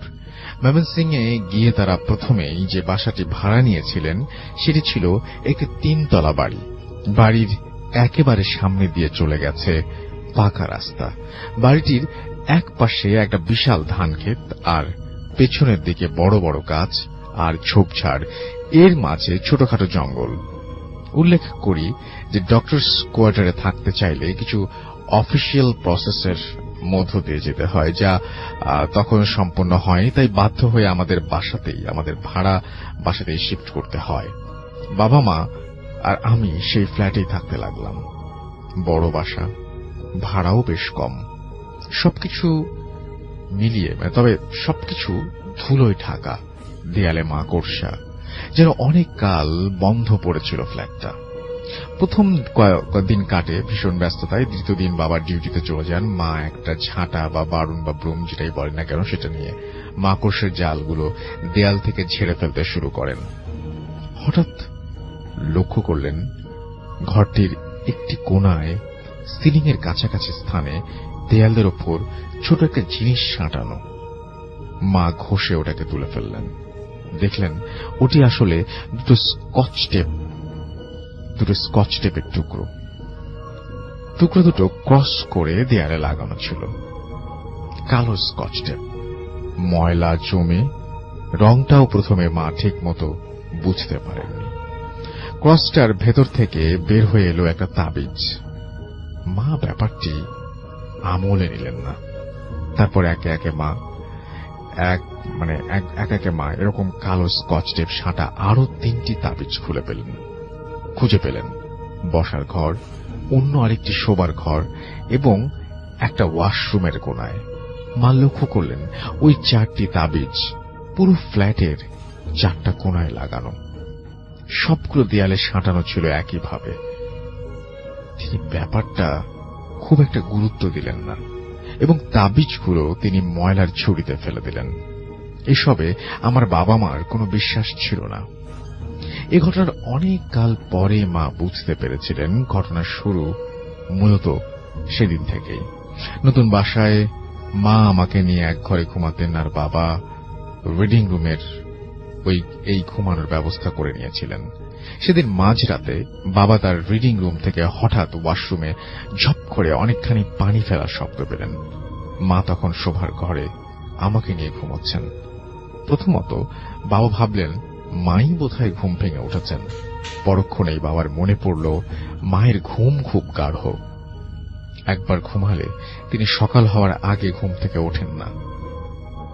চোট নাকি এই ভেবে তিনি দ্রুত ছুটে যান ওয়াশরুমের দিকে। আর তখনই দুমদাম শব্দ, যেন খুব বড় আর অত্যধিক ওজনের কেউ একজন দৌড়ে চলে গেল। শব্দটা বারান্দা পর্যন্ত গিয়ে থেমে যায়। আমার বাবা খুব সাহসী মানুষ, তাই মাকে তিনি ব্যাপারটা না জানিয়ে নিজেই এর ব্যাখ্যা বের করার চেষ্টা করতে লাগলেন। এরপর প্রতি রাতেই এরকম দৌড়ানোর শব্দ, টয়লেটে পানি ঢালা, রান্নাঘরে ঝনঝন শব্দ ক্রমাগত চলতে লাগলো। কিন্তু বাবা খুবই আশ্চর্য হলেন যখন লক্ষ্য করলেন মাঝরাতে তার ফ্ল্যাটে এত শব্দ হওয়ার পরও নিচের ফ্ল্যাটগুলো থেকে কমপ্লেইন আসত না। এদিকে হঠাৎ একদিন সকালে বাবা চা যখন খাচ্ছিলেন, মা খুব বিরক্ত হয়ে বলে ওঠেন, উফ, আর পারি না তোমাকে নিয়ে। কতবার বলেছি রাতে বিস্কিট খেলে কৌটার ঢাকনাটা ভালোভাবে চাপ দিয়ে আটকাবে। প্রায়ই দেখি কৌটার ঢাকনা ঠিক মতো লাগানো নেই। ইস, 1 টিন বিস্কিট, বাতাস ঢুকে সব শেষ। বাবা চা রেখে কিছুক্ষণ মায়ের দিকে তাকিয়ে বললেন, সব গুছাও, বাসা চেঞ্জ করব। মা তো অবাক, সে কি অ্যাডভান্স না দেয়া আছে? আর এখন মাসের মাঝখানে বাসা পাবো কোথায়? বাবা বললেন, খুঁজে দেখছি। এটা নিয়ে বাবা মায়ের মধ্যে এর বেশি আর আলোচনা হয়নি। বাবা হন্যে হয়ে বাসা খুঁজতে লাগলেন। এদিকে একদিন রাতে আমি আর মা মশারি টাঙিয়ে যখন ঘুমাচ্ছিলাম, হঠাৎ আমার বাবার ঘুম ভেঙে যায়। আমি দেখতে পাই বাবা আমাদের খাটের পাশে দাঁড়িয়ে আছেন। গায়ে জামা নেই, লুঙ্গি পরা, এক হাতে আমার স্কুল ব্যাগ, যেটি আমি ঢাকায় থাকাকালীন সময়ে আমার নার্সারি স্কুলে নিয়ে যেতাম। এই নার্সারি স্কুলে নিয়ে যেতাম, আর অন্য হাতে আমার পানির পথ। বাবা হাত পা চারিদিকে মেলে দাঁড়িয়ে আছেন, সিলিং এর দিকে মুখ করে। আবছা আলোয় তাই দেখছিলাম আমি, এবং প্রচন্ড ভয় করতে লাগলো। মাকে ডাকবো না, খাট থেকে নেমে গিয়ে বাবার কাছে গিয়ে জিজ্ঞেস করব বাবা কি চায়, বুঝতে পারছি না। আমি মশারিটা তুলতেই হঠাৎ মা আমার হাত চেপে ধরে আমাকে দেয়ালের সাইডে নিয়ে নিজে আমার পাশটাতে দেয়ালের দিকে মুখ করে শুয়ে আমাকে কোলের মধ্যে চেপে ধরে রাখেন এবং বিড়বিড় করে কি যেন বলতে লাগেন। আমার প্রশ্ন হল, তাহলে মাও কি দেখেছেন জিনিসটা? আমি এক সময় ঘুমিয়ে পড়ি। পরদিন সকালে মা বাবাকে জিজ্ঞেস করেন, শরীর তো খারাপ মনে হচ্ছে, সারা রাত ঘুমাওনি? মা কিছু বললেন না, কিন্তু আমি বলে দিলাম। বয়সের তুলনায় দ্রুতই কথা বলতে শিখেছিলাম, তাই সব কথা গুছিয়ে বললাম। মা আমাকে থামাতে চেষ্টা করলেন, কিন্তু বাবা পাত্তা না দিয়ে পুরো কথাটা মনোযোগ দিয়ে শুনলেন। একদিন বাবা ফজরের আজানের আগে আগে বারান্দায় দাঁড়িয়েছিলেন। হঠাৎ বারান্দার কাছেই বাগানের বড় একটা গাছ, সেই গাছের মগডালে কি গাছ আমার মনে নেই, ধাপ করে আগুন জ্বলে উঠল। বাবা তো শকড, কারণ কোনো কারণ ছাড়াই আগুন। তিনি থ হয়ে সেখানেই দাঁড়িয়ে রয়েছেন। এদিকে আগুন দ্রুত ছড়িয়ে যাচ্ছে এবং আশেপাশের কয়েকটা বড় গাছেও সেটা ছড়িয়ে গেল। নিচে একতলা টিনের বাড়িতে থাকতেন কেয়ারটেকার। তিনি প্রথম বের হয়ে চিৎকার করলেন। বাবা হুঁশ ফিরল। নিচ থেকে, ছাদ থেকে, বারান্দা থেকে যে যেভাবে পারল পানি ছিটিয়ে আগুন নেভালো, কিন্তু পুরোপুরি নিভছিল না। ফজরের আজান দিলে সবাইকে চমকে দিয়ে আগুন নিচ থেকেই নিভে যায়। সবাই ভাবল কেউ হয়তো ছাদ থেকে ওই গাছটার উপর জ্বলন্ত কোনো সিগারেট বা কিছু একটা ফেলেছে, কিন্তু বাড়িওয়ালা নিশ্চিত করলেন ছাদ তালা বন্ধই ছিল। তিনি ছাড়া আর কেউ ছাদের চাবি কারো কাছে নেই। সবকিছু যখন খুব বেশি রহস্যময় হয়ে উঠছিল, তখন হঠাৎ একদিন আমাদের বাসায় এসে হাজির হন এক ভদ্র মহিলা। আমাদের আগে তিনিও তার পরিবার ওই ফ্ল্যাটটাতে ভাড়া থাকতেন, তাও বেশ অনেক বছর আগে। তিনি এসেছিলেন আমাদের বাড়িওয়ালার সাথে দেখা করতে। ওপরতলায় একজন ডাক্তার থাকেন। এই খবর পেয়ে তিনি আমাদের বাসায় আসেন। বাবার সাথে তার একটা সমস্যা নিয়ে আলোচনাও করেন। জিজ্ঞাসা না করতেই তিনি আমার বাবাকে আলাপের এক পর্যায়ে বলেন, জানেন এ বাসায় জিন থাকে। তারপর তিনি সেই তাবিজের ব্যাপারটা বলেন। তিনি জানান অনেক আগে ওই ফ্ল্যাটটিতে একটা বৃদ্ধা থাকতেন। তার সন্তানেরা তার কোনো খোঁজ খবর নিতেন না। একাকিত্ব কাটাতে তিনি কোরআন পড়ে সময় কাটাতেন। রিউমার ছিল, তিনি জিনের আমল করতেন। এই ফ্ল্যাটটিতেই বৃদ্ধার মৃত্যু হয়েছিল। ভদ্রমহিলার মতে জিনটা হয়তো ফ্ল্যাটেই রয়ে গিয়েছিল। এই ঘটনার কিছু পরে আমরা ফ্ল্যাট শিফট করে নতুন বাসায় চলে যাই। I have so many other experiences to share, এবং ইন্টারেস্টেড হলে প্লিজ রেসপন্স। এন্ড তিনি বলেছেন যে তিনি আরো অনেক কিছু পাঠাবেন আমাদেরকে। তো আমি আপনার প্রথম ঘটনাটা পড়ে শোনালাম।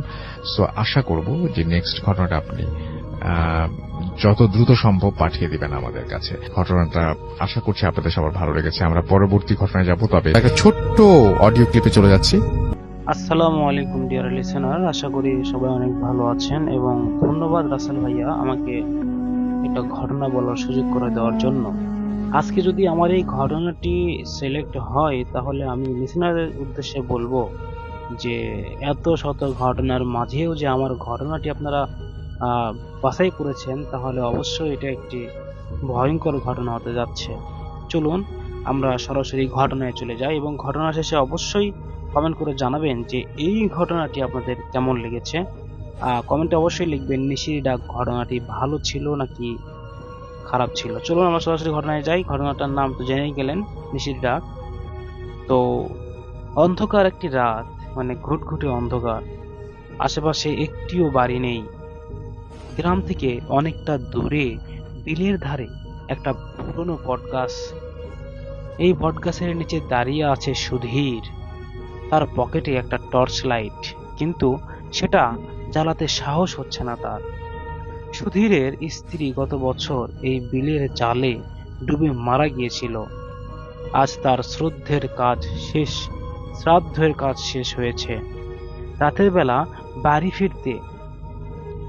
ফিরতে গিয়ে এই বটগাছ তার বুক দেখেই বুক ধড়ফড় করে উঠল। হঠাৎ সে শুনতে পেল যেন কেউ ফিসফিস করে তার নাম ধরে ডাকছে, সুধীর ফিরে যা। সুধীর দাঁড়িয়ে গেল। গলাটা খুব চেনা মনে হচ্ছে, ঠিক যেন তার স্ত্রীর গলা। ভয়ে তার সারা শরীর কাঁপতে শুরু করলো। সে জোরে বলল, কে কে ডাকছে আমাকে? কোনো জবাব এলো না, কিন্তু এবার স্পষ্ট শুনতে পেল যেন কেউ কাঁদছে। কান্নার শব্দটা বটগাছের দিক থেকেই আসছে। সাহস করে টর্চটা জ্বালালো এবার সুধীর। আলো ফেলতেই দেখলো বটগাছের ডালে একটা শাড়ি ঝুলছে, সাদা রঙের পুরনো শাড়ি। সেদিকে তাকাতেই তার শির দ্বারা ঠান্ডা হয়ে এক ঘাম বেয়ে স্রোতের মতো নেমে গেল। কারণ শাড়িটা একেবারে ফাঁকা, কিন্তু তার নিজের চোখে যেন তার নিচে লিখেছেন, কিন্তু তার নিচে কেউ যেন নুপুর পরে হাঁটছে আর ফিস ফিস করে কাঁদছে। সুধীর দ্রুত পা চালালো। দৌড়ে পালাতে গিয়ে সে শুনতে পেল সেই ফিসফিসানির শব্দ এবার তার একদম কানের কাছে। আমার সাথে আয় সুধীর, আমার সাথে আয়। এই বলে জলের নিচে খুব একা একা ওই মেয়েটি চলে যায় এবং জলের নিচে আমার খুব একা লাগে সুধীরকে বলছে। সুধীর পিছন ফিরে তাকালো না, কারণ সে জানে পাগলের মতো ছুটতে লাগলো বাড়ির দিকে। সে জানে এই ডাক নিশির ডাক, একবার সাড়া দিলেই তার আর রক্ষা নেই। ছুটতে ছুটতে সে গ্রামের মুখে পৌঁছালো। ঠিক সে হাঁপাতে হাঁপাতে মাটিতে বসে পড়ল, তখন সে শুনল সেই কান্নার ডাক, আর এবার ক্ষীণ হয়ে দূরে মিলিয়ে যাচ্ছে বিলের দিকে। সেদিন রাতে সুধীর সিদ্ধান্ত নিল কোনোদিন রাতে আর সেই বিলের ধারে যাবে না, কারণ সে ভালো করে জানে নিশির ডাক কতটা ভয়ঙ্কর এবং তার হাতে যদি পা দিত তাহলে আরো কত ভয়ঙ্কর রূপ ধারণ করত তার জীবনে। তো এই ছিল ঘটনা। যদি ভালো লাগে ঘটনাটি অবশ্যই আপনারা জানাবেন ঘটনা ভালো লাগছে কিনা। তো আমরা এখন চলে যাব সরাসরি আজ রাসেল ভাইয়ার ইমেইল এপিসোডে। আমরা পরবর্তী ঘটনায় যাব এবং আমাদের এখানে এই ঘটনাটিতে ইমেইল আছে, সেই ইমেইলটা আমরা একটু পড়তে চাই। আমাদের এই ইমেইলটি যেভাবে লিখেছেন সেভাবে আমি পড়ে শোনাচ্ছি। আচ্ছা, লিখছেন যে, হ্যালো রাসেল ভাই, আমি সম্রাট চক্রবর্তী ফ্রম কলকাতা, ইন্ডিয়া। আমি বিজনেসম্যান, আমার রেস্টুরেন্টের ব্যবসা কলকাতায়, and I am a part time paranormal researcher. এসব ভালো লাগে, ভূত এফএম শুনি প্রায়, খুব ভালো লাগে। আজ আমি একটা স্টুডেন্ট লাইফের ঘটনা শেয়ার করছি, ভালো লাগলে পড়ে শোনাবেন। তখন রক্ত গরম, ভূত বা প্যারানর্মাল জিনিস খোঁজা বা তাদেরকে দেখবার ইচ্ছা ছিল প্রবল। ঘটনাটি 2016 সালের শেষের দিকে, নভেম্বর ডিসেম্বরের কোন একটি সময়। তখন শীত পড়েছিল প্রচুর কলকাতায়। কোন একদিন সন্ধ্যের দিকে আমি আর আমার বন্ধু সায়ন, পেশায় ফটোগ্রাফার, আর সৌরভ, সে স্টুডেন্ট, ঠিক করলাম যে অন্য কোনো দিনের মতো আজও যাব আর একটা সার্ভে করতে, মানে অন্য কোনো জগতের বাসিন্দাদের খোঁজার চেষ্টা করতে। তো তাদের কমিউনিকেট করার জন্য আমাদের প্রবল ইচ্ছা। তখন আমাদের বাড়ি থেকে 10 মিটার হাঁটা পথ এবং বাগমারি মুসলিম কবরস্থান। আমি সেখানে আগে 2-1 বার গেলেও ভেতরে যাইনি বেশি। যাই হোক, প্ল্যান মাফিক কাজ, কবরস্থান এবং তার গেটের সামনে আমরা তখন বিকেল 5:30। তিনজনেই প্রবেশ করলাম। গেটের গার্ড আঙ্কেল আমাকে চিনতেন ভালোভাবেই, তাকে হাসি মুখে ইশারায় সালাম জানাতেই সেও তাই করল। আমরা ভেতরের দিকে যাচ্ছি দেখে বাধা দিয়ে বলল, এখন তো সন্ধ্যা হতে চলল, ভেতরে যাস না? উত্তরে আমি বললাম, আমার কাজ তো সন্ধ্যার পরে। একগাল হাসি দিয়ে সেটা বললাম এবং আঙ্কেল কিছু একটা বিড়বিড় করে বলল, বুঝলাম তিনি কিছু, আপনার খুশি হলাম যে উনি আমার শুভাকাঙ্ক্ষী, মানে দোয়া করলেন এরকম কিছু একটা আর কি। তো আমরা ক্রমশ ভেতরের দিকে যেতে থাকি। প্রায় মাঝামাঝি সময় সৌরভ বলল, ভাই আমি আর যাব না এখান থেকে। আমি আর সায়ন অবাক হই, প্রায় একসাথে বলি, কেন? আমি মজা করে বললাম, ভয় পাচ্ছিস? সৌরভ কিছু বলল না, বলল চলো না। এবং সায়ন ভুরু কুচকে যা বলল যে একা যেতে পারলে যা।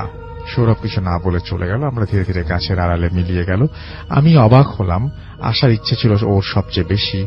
আমি 5-7 না ভেবে আর এগোতে গেলাম। তখন একবার ভেবেছিলাম যে ফিরে যাব, বাট তখনও আমাদের কাজ কিছুই মানে উপলব্ধি করা হয়নি। তখন অন্ধকার, সন্ধ্যা 6টা, সবে প্রবেশ করেছি ব্লক 33-এ। ব্লকগুলি বেশি বড় নয়। শেষ প্রান্তে চোখ যেতেই দেখলাম গার্ড আঙ্কেল দাঁড়িয়ে আছেন। দূর থেকে অন্তত তাই লাগছিল। আমি হাঁক দিলাম, কাকা। কোনো উত্তর নেই। আরো কাছে এগোচ্ছি, সায়ন আমার সাথে। আমাকে ডেকেও সাড়া না পেয়ে ভাবলাম ওটা কি কাকা নয় তাহলে। হাঁটতে হাঁটতেই ভাবছি সমস্ত। তখন মাথায় এলো যে ব্লক 33-এ আসার জন্য আমার যে পাশ দিয়ে এসেছি ওটাই একমাত্র রাস্তা, আর আসার পথে কাকা আমাদেরকে অতিক্রম করেনি। তাহলে লোকটিকে? ততক্ষণে আমরা প্রায় 10 হাত দূরত্বে লোকটির কাছ থেকে দেখলাম সে একটি কবরের সামনে দাঁড়িয়ে আছে এবং কবরের দিকে দৃষ্টি তার, এবং প্রচন্ড অন্ধকার। লোকটি যে মৃদু আলোর মাঝে এক অন্ধকারের প্রহরীর মতো দাঁড়িয়ে আছে।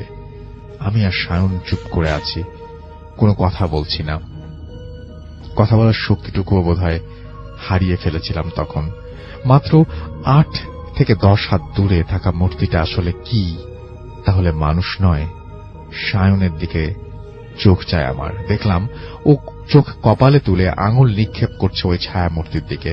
তাকাতে দেখি সেই মূর্তি তাকিয়ে আছে আমাদের দিকে। হলুদ বর্ণের চোখ, যেন আগুন জ্বলছে, আক্রমণাত্মক হয়ে উঠছে। আমরা কিছু না ভেবে পেছন করে দৌড়াতে শুরু করি। কত জোরে জানি না, কি কোথায় তাও জানি না, শুধু দৌড়ে চলেছি নিজের মতো। খালি যেন মনে হচ্ছিল পেছনে আসছে সেই লোকটি। প্রায় 5 থেকে 7 মিনিট এলোমেলো ভাবে ছোটার পর মসজিদ দেখতে পাই। প্রায় সাথে সাথেই মসজিদের কাছে গিয়ে আমি অজ্ঞান হয়ে পড়ে যাই।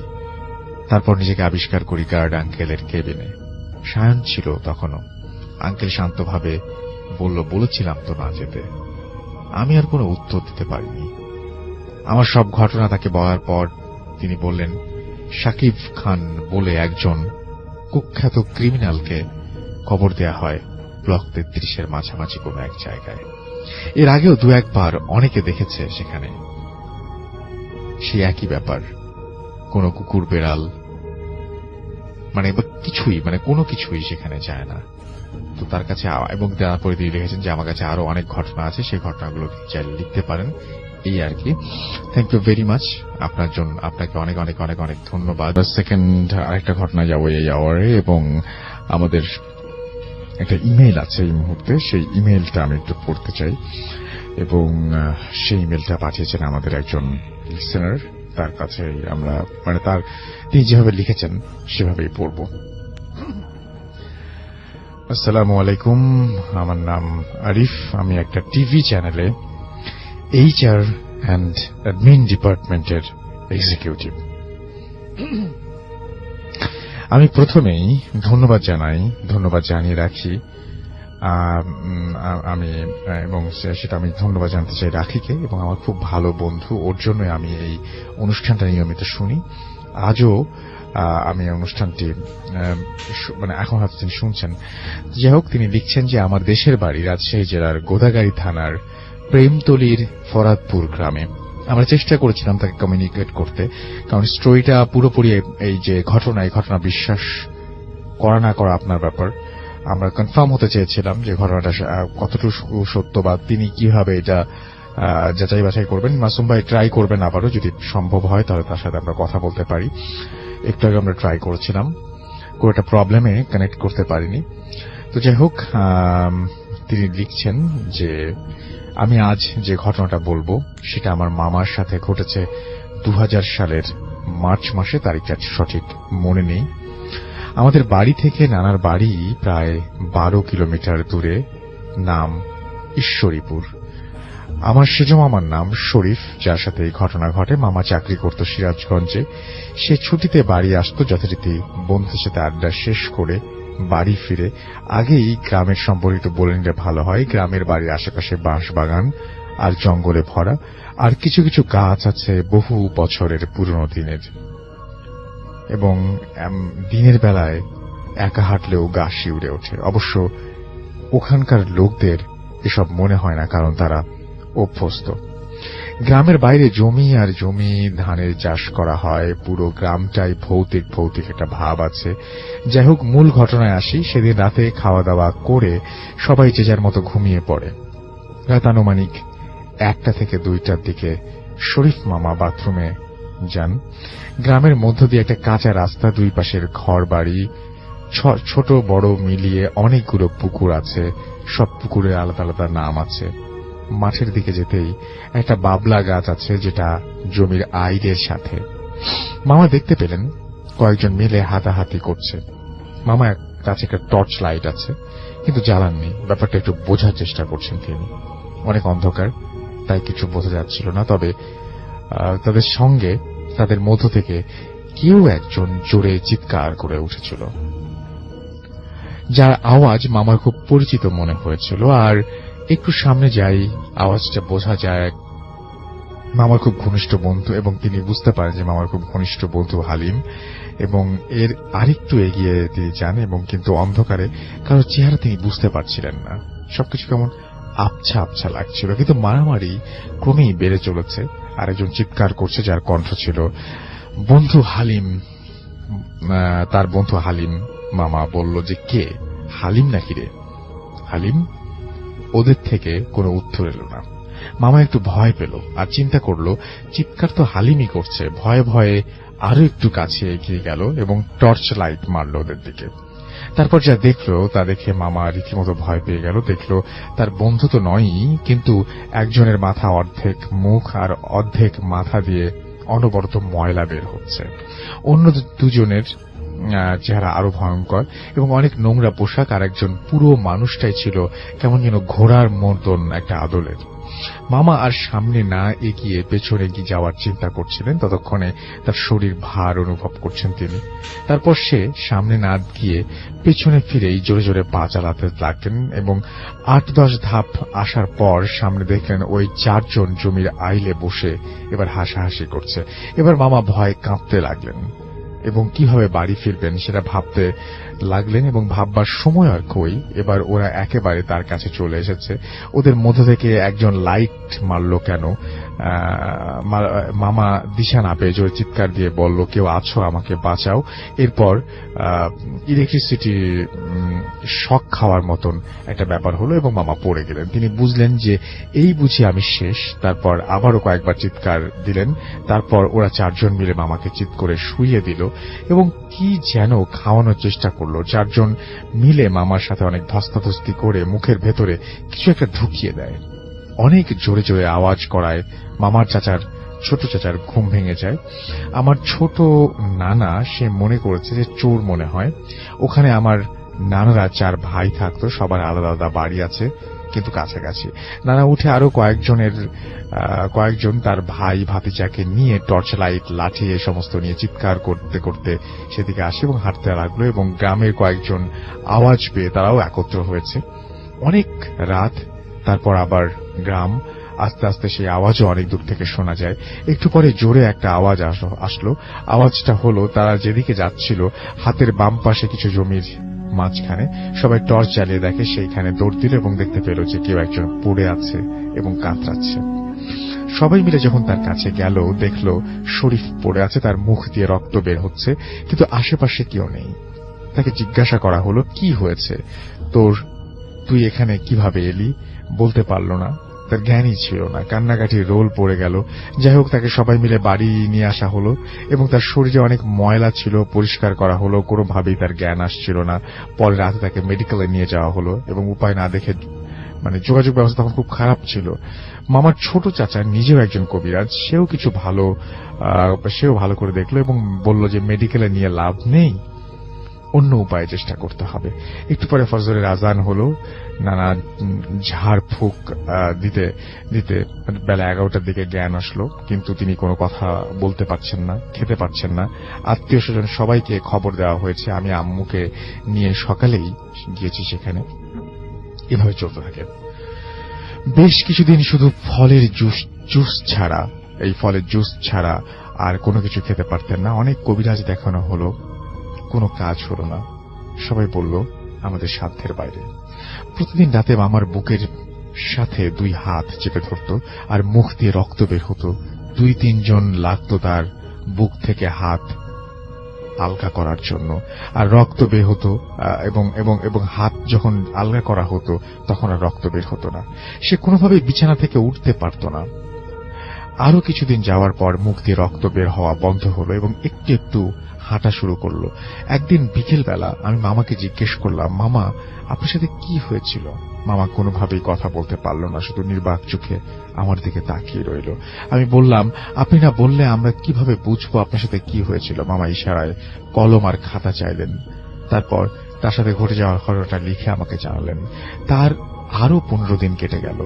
এখন এখানে সেখানে যেতে পারেন, ভারী খাবারও খেতে পারেন, কিন্তু কোনো কথা বলতে পারেন না। সেদিন শুক্রবার ছিল, ঈশ্বরীপুর মাঠে ফুটবল খেলা হচ্ছিল। সবাই খেলা দেখতে গিয়েছিল, মামাও খেলা দেখতে গিয়েছিলেন। খেলার এক পর্যায়ে মামাকে পাওয়া যাচ্ছিল না। যে জায়গায় বসে তিনি খেলা দেখছিলেন ওখানে তার স্যান্ডেল পরে আছে, কিন্তু মামা নেই। তারপর তাড়াতাড়ি করে সবাইকে জানিয়ে দেওয়া হলো এবং পরিচয় যারা পরিচিত আছে তারা সবাই খুঁজতে লাগলো। পুরো গ্রাম শেষ করে প্রখর রৌদ্র ছিল, সবাই ক্লান্ত, কিন্তু কোথাও পাওয়া গেল না। নানাদের বাড়ি থেকে 3-4 কিলোমিটার দূরে ফাঁকা মাঠের ভেতর পরিত্যক্ত একটা পুকুর পাড় ছিল। সেই পুকুর পাড়ে জঙ্গলে ভরা 3 জন আদিবাসী, যারা সাঁওতাল এবং তারা চাষ করছিলেন ওই সময়, তারা মামাকে চিনতে পারলেন এবং মামা পুকুরে পাড়ে পড়ে আছেন, শরীরে গোলাপ আর শাপলা ফুলের পাপড়িতে ভরা ছিল। তারা 3 জন কাঁধে করে নিয়ে আসেন বাড়িতে এবং সেদিন রাতেই মামার ঘুমেই কাটলো। পরের দিন বিকেলে মামাকে জিজ্ঞাসা করলাম, আপনি ওখানে কিভাবে গেলেন? আবারও খাতা কলম নিয়ে আসা হলো এবং আমি দেখতে পাই শুধু বাতাস অনুভব করছি আর বিয়ের মতো বাজনা বাজছিল। সবার সামনেই আমি শূন্যের উপর ভাসতে লাগলাম। আমি এক হাত পা দিয়ে ইশারা করলাম, কেউ আমাকে দেখতে পেল না। তারপর আমাকে উড়িয়ে নিয়ে কোথাও গেল এবং আমি বাসায় কিভাবে আসলাম কিছুই বুঝতে পারবো। এগুলো সব মামার কথা ছিল। এভাবে কেটে গেল আরো কিছুদিন। তারপর এক রাতে মামা একাই শুয়ে আছেন এবং বাড়ির দরজা জানালা সবকিছু বন্ধ। রাত আনুমানিক 1টা থেকে 1:30 মতো বাজে। হঠাৎ করে জানালা খুলে গেল। মামা কথা বলতে পারত না বলে চিৎকার দিতে পারল না, ভয়ে দৌড় দিল দরজা খোলার জন্য। ঠিক তখনই আওয়াজ আসলো যে, যদি বাঁচতে চাস তাহলে আমার কথা শোন। মামা থামলো এবং জানালার পাশে গিয়ে তাকালো এবং দেখলো যে বিশাল বড় বড় মুখ ভর্তি দাড়ি, সাদা পাঞ্জাবি পরা বিশাল দেহের এক দরবেশ দাঁড়িয়ে আছে। মামা ভয়ে থরথর করে কাঁপতে লাগলো। সে বলল, আমাকে ভয় পাস না, আমি তোকে বাঁচাতে এসেছি। মামা কোনোভাবেই নিজেকে আরো স্বাভাবিক করতে পারছিল না। সে দরবেশ বলল, আমি যেভাবে বলবো সেভাবে করলে তুই বেঁচে যাবি, আর যদি না পারিস তাহলে 6 মাসের মধ্যে তুই মারা যাবি। কোনো কবিরাজ ডাক্তার তোকে ভালো করতে পারবে না। মামা মাথা নাড়ল। ঠিক সে একটা পুকুরের ঠিকানা দিল। পুকুরের নাম বেদপুকুর। পুকুরের পাড়ে অনেক পুরনো গাছ আছে, বট গাছের মাঝখান দিয়ে তাল গাছ জোড়া লাগানো। ওইখানেই সেই দরবেশ থাকেন এবং বললেন যে অবশ্যই রাতে যাবি বলে অদৃশ্য হয়ে গেলেন। তারপর থেকে মামার সেই জায়গায় প্রতিদিন যেতে লাগলেন এবং সেই দরবেশ মামার সাথে দেখা করত। কিছুদিন যাওয়ার পর সে বলল, তোর গলায় ওর একটা গাছের শেকড় ঢুকিয়ে দিয়েছে, ওটা বের করতে না পারলে 6 মাসের মধ্যে তুই মারা যাবি। তবে শেকড়টা বের করার একটা উপায় আছে। উপায়টা হলো কোন একজন মেয়েকে দরকার হবে এবং আমি কিছু জিনিস দেব, যেভাবে বলবো সেভাবে করতে পারলে এই মুসিবত থেকে তুই রেহাই পাবি। তারপর আমরা কোন একজন মেয়েকে, যে কিনা অবিবাহিত, তাকে খুঁজতে শুরু করলাম এবং অবশেষে মামার অফিসের একটি মেয়ে, কেউ তো রাজি হতে চাচ্ছিল না, মামার অফিসের একটা মেয়ে রাজি হলেন এবং কোনো স্বার্থ ছাড়াই তাকে সিরাজগঞ্জ থেকে আনা হলো এবং দরবেশকে জানানো হলো। 2 দিন সময় নিল। 3য় দিন রাতে কিছু শেকড় ও চুল দিয়ে বালা তৈরি করে দিল। তারপর এই বালাটা সেই মামার বাম পায়ে বেঁধে রাখতে বলল 41 দিন। প্রতিদিন রাতে একটা করে তাকে বলল যে সে একটা তাকে সে যে ঘরে থাকবে সেই ঘরের বাইরে তাকে পাহারা দিতে হবে এবং এভাবে 41 দিন পাহারা দিতে হবে। যে 4 জন গলায় শিকড় ঢুকে আছে তিনি বলেছিলেন যে ঘরের ভেতরে শুয়ে থাকবি আর মেয়েটা পায়ের কাছে পাহারা দেবে। যে 4 জন গলায় শিকড় ঢুকিয়ে দিয়েছিল ওরা বিভিন্ন রূপ ধারণ করে এসে ভয় দেখাবে, কিন্তু তোদের কিছু করতে পারবে না বলে, আর যদি বালাটা খুলে ফেলে তাহলে দুজনেই মারা যাবি। তারপর মেয়েটির সবকিছু ভালো করে বুঝিয়ে দেওয়া হলো মেয়েটিকে এবং শুরু হলো 41 দিনের সাধনা। একটা ঘরের মধ্যে তাদেরকে রেখে অপেক্ষা করতে লাগলো তারা এবং একটা সময় কেউ কেউ মাঝে মাঝে ঘুমিয়েও গেল। দরবেশের নিয়ম ছিল মেয়েটি 2 বার বের হতে পারবে, এর বেশি নয়। হঠাৎ 2টার দিকে মেয়েটি চিৎকার করে বাইরে বেরিয়ে এলো এবং ওখানে নানি মামিরা ছিল। তারা জিজ্ঞেস করলো কি হয়েছে। সে বলল ভয়ঙ্কর কেউ একজন আসলো এবং পায়ের বালাটা খুলতে বলল। চেহারাটা অনেক বিশ্রী ছিল এবং তার শরীর অনেক ময়লা, কথাগুলো বলছিল আর কাঁপছিল। আমরা তাকে বুঝালাম, তোকে যে যতই ভয় দেখাক না কেন ওরা কিছু করতে পারবে না, আমরা সবাই দরজার পাশে আছি, কেউ ঘুমাচ্ছি না, আমরা তোর সাথে আছি। এভাবেই চলতে থাকলো এই সাধনা এবং প্রতি রাতেই অনেক ভয় পেত সব, ওরা দুজন, এবং সবাই ভয় পেত এবং শেষ রাত্রে অনেক ভয়, মানে শেষ রাতে কখনো সাপ, কুকুর, বাঘ এই সমস্ত দেখতো, গলাকাটা মানুষ, আরো অনেক ভয়ঙ্কর কিছু তারা দেখতো। 41 দিন সফলভাবে পার করার পর মামা সেই দরবেশের কাছে গেল। এবার সে একটা তীর ধনুক দিল, পায়ের বালা দিয়ে তীরটা পেঁচিয়ে দিল আর একটা পুকুরের ঠিকানা দিল। পুকুরের পাড়ে শনিবার রাত 12টার পর যাবি এবং কিছুক্ষণ পর দেখবি যে 4 জন ভয়ঙ্কর রূপ নিয়ে তোর দিকে আসছে, মানে উনি বলছেন আর কি।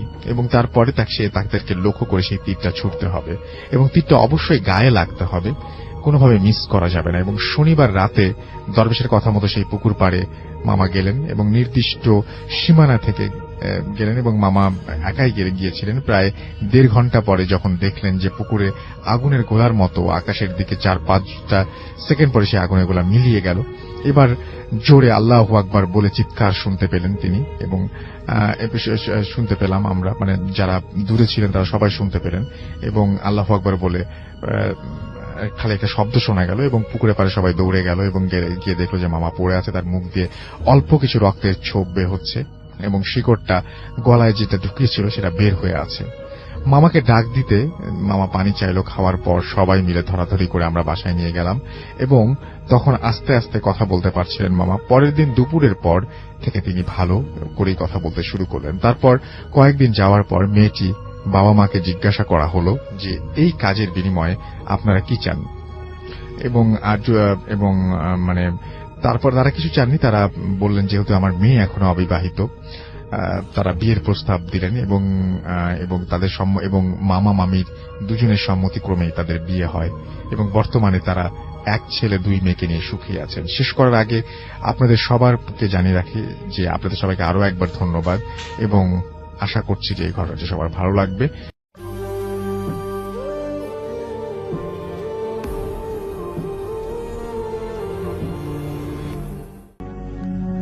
আসসালামু আলাইকুম।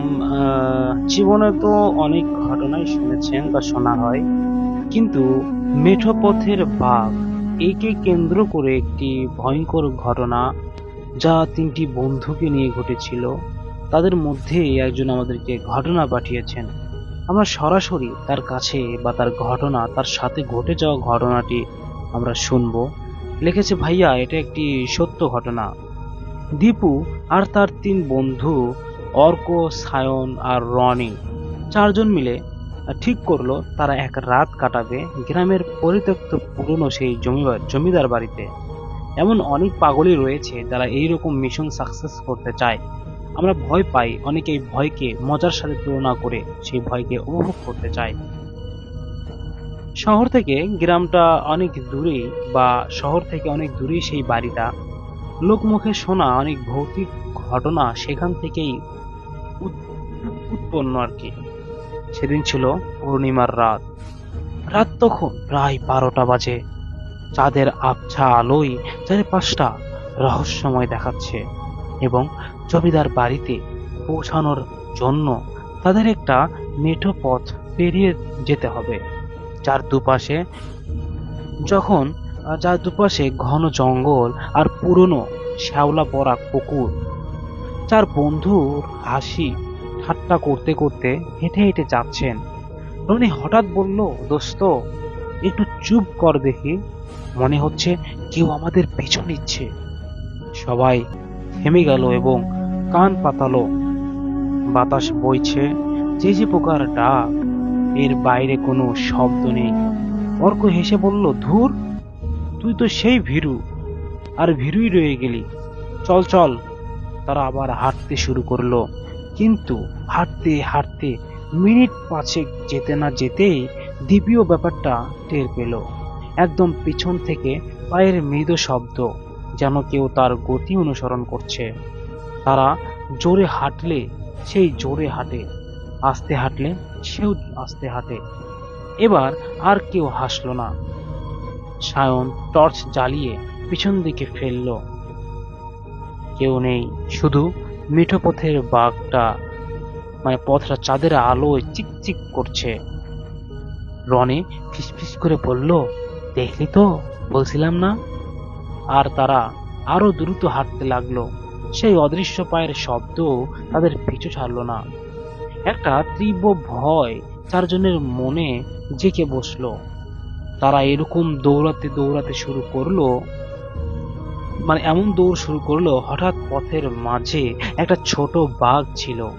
দৌড়াতে গিয়ে বাঘটা ঘুরতেই দীপু দেখলো তাদের পিছনে যে শব্দটা আসছিল সেটা থামলো না, বরং সেই শব্দের গতিও আরো বেড়ে গেল।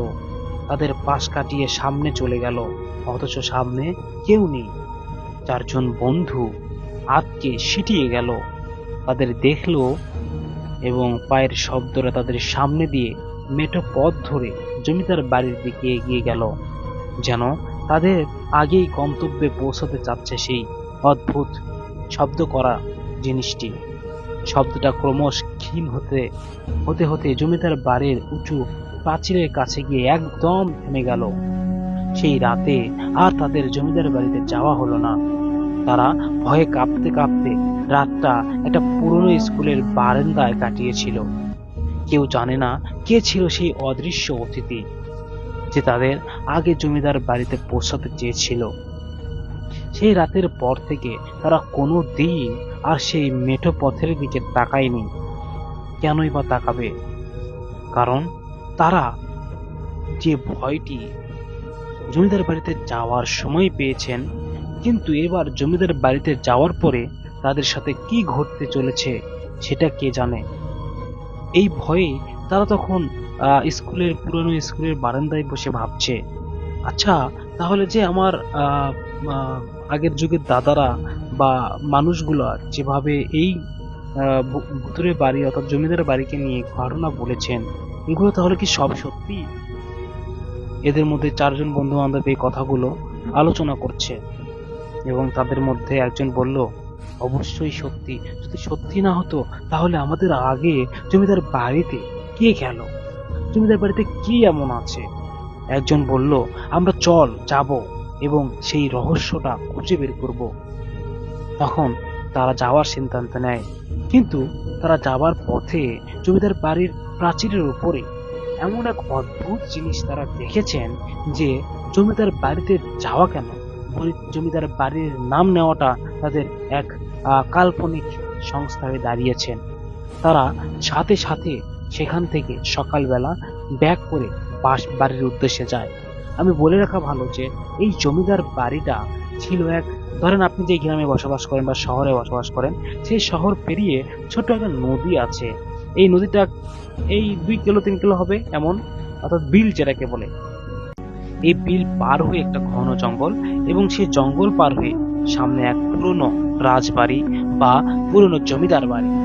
সেই জমিদার বাড়িতে তারা চারজন বন্ধু একসঙ্গে থাকার চেষ্টা করেছিল এবং ইচ্ছা পোষণ করেছিল যে সেখানে রাত থাকবে।